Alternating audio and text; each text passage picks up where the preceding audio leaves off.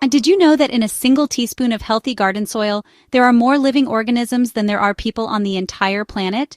It is a staggering thought, isn't it? We often focus on what we can see above the ground, the leaves, the flowers, the fruit. But the real magic, the very engine room of the garden, is the bustling, unseen world right under our boots. This subterranean community is made up of billions of microscopic bacteria and fungi, along with larger, more familiar friends like the earthworm. They are the true gardeners, working tirelessly day and night to create the conditions for our plants to thrive. These tiny helpers and wriggling engineers are absolutely vital. The microbes break down organic matter like old leaves and compost, turning it into nutrients that plant roots can easily absorb. Think of them as the soil's digestive system. Earthworms, in their own quiet way, are the plows of the natural world.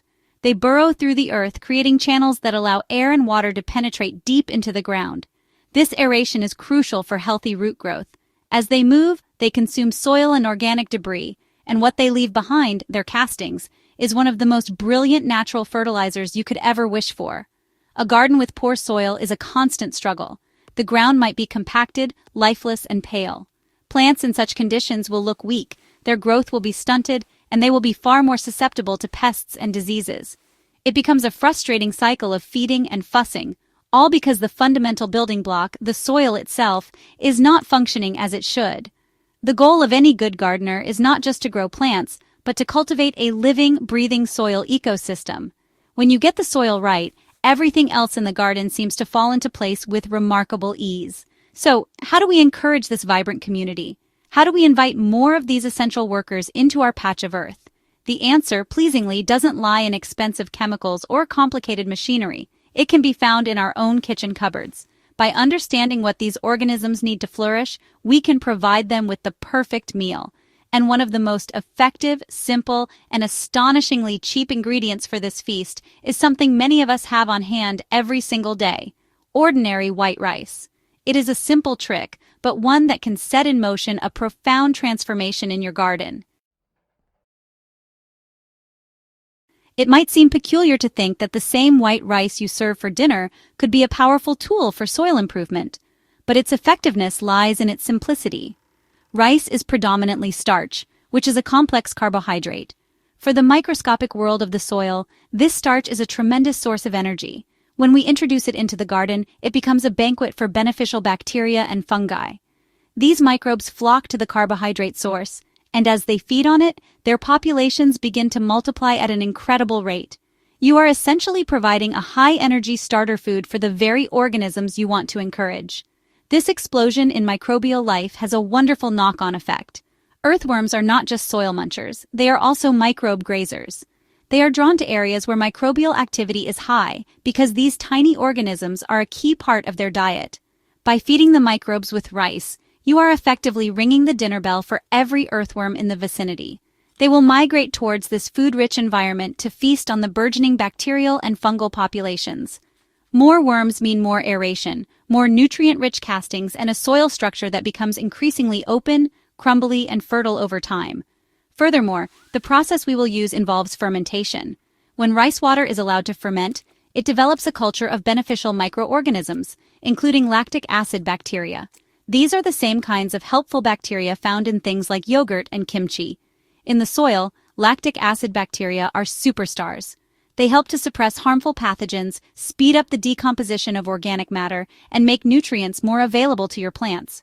So you are not just adding a food source, you are actively inoculating your soil with an army of microscopic allies that will work to protect and nourish your garden. Why not just throw dry rice onto the garden? While that would provide some benefit, we can make it far more potent. By creating a liquid solution, we make the carbohydrates instantly accessible to the microbes. It allows us to distribute this energy source evenly throughout the soil or compost pile, ensuring that the benefits are widespread.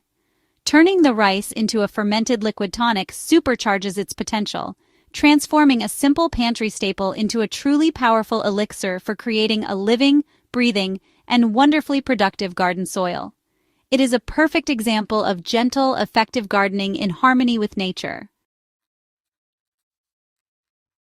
Creating this soil-boosting tonic is wonderfully straightforward and requires no special equipment.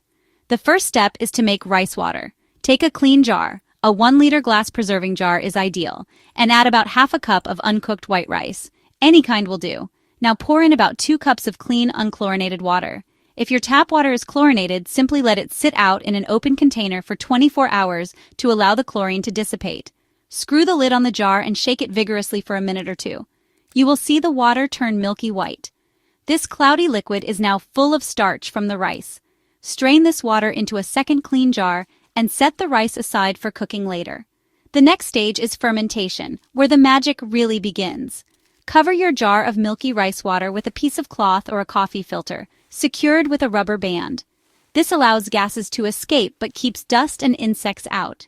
Now place the jar in a warm, dark place like a cupboard or a pantry. Leave it to sit for about 5 to 7 days.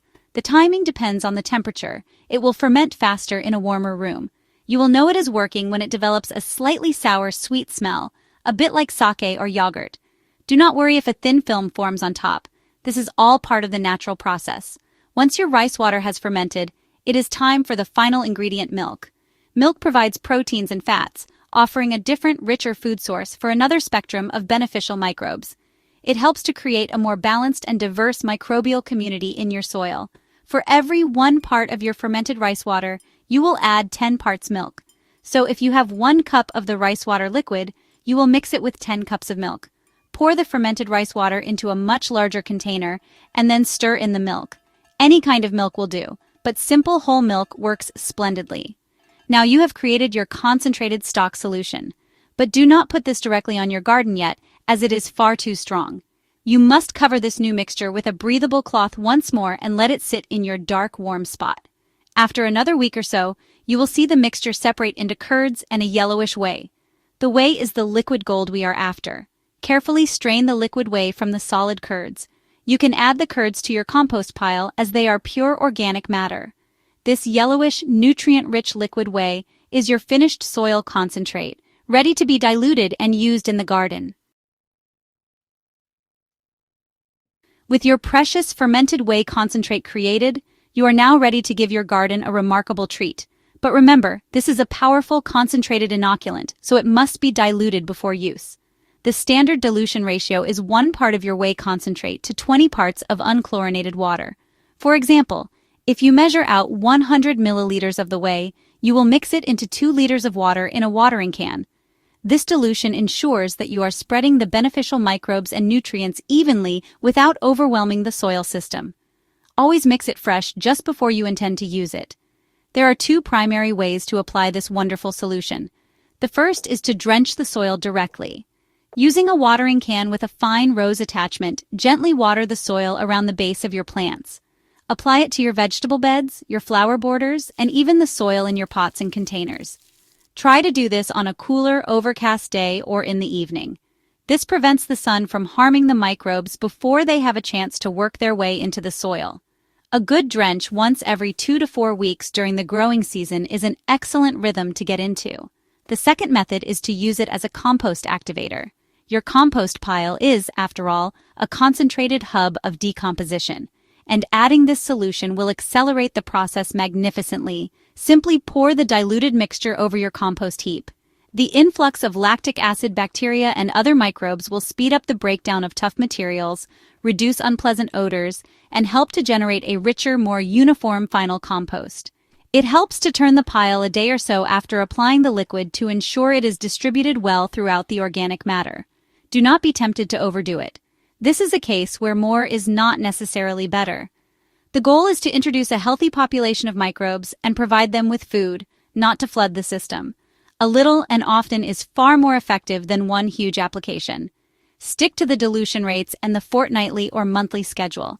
This gentle, consistent approach supports the soil's natural cycles and helps to build a resilient, self-sustaining ecosystem over time. It is a partnership with nature, not a command. After you have started applying your rice and milk tonic, the first changes you notice might not be in your plants, but in the soil itself. Be patient, as these things take time. After a few applications, dig gently into the top few inches of a treated bed. You should begin to see more earthworms. Their increased presence is a clear and immediate sign that your efforts are working, as they are drawn to the heightened microbial activity. The soil may also start to smell different, less like plain dirt and more like a rich, sweet, earthy woodland floor. This is the aroma of a healthy, living soil. As the weeks go by, you will notice the soil's structure improving. Where it may have been hard and compacted, it will start to become more crumbly and friable. This is the result of the worm activity and the microbial glues that bind soil particles into healthy aggregates.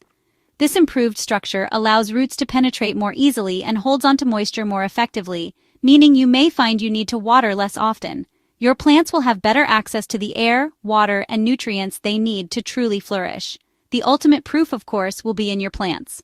With a thriving ecosystem supporting their roots, plants will appear stronger and more vigorous. You should see lusher, greener foliage and sturdier stems. They will be better equipped to fend off common pests and diseases, appearing more resilient and robust. In your vegetable patch, this translates to a more abundant and flavorful harvest. In your flower borders, it means more prolific and vibrant blooms. You will see the direct results of your care from the ground up, in every leaf and every petal. To get the most out of this technique, always use unchlorinated water for your dilutions, as chlorine can harm the very microbes you are trying to cultivate. Remember to continue adding organic matter to your garden, such as compost or leaf mold. This provides a long-term food source for the soil life once the initial energy boost from the rice solution has been used. This simple, ancient trick is not a replacement for good gardening practices, but a powerful enhancement to them. I encourage you to try it. It costs next to nothing and connects you more deeply to the incredible living world beneath your feet.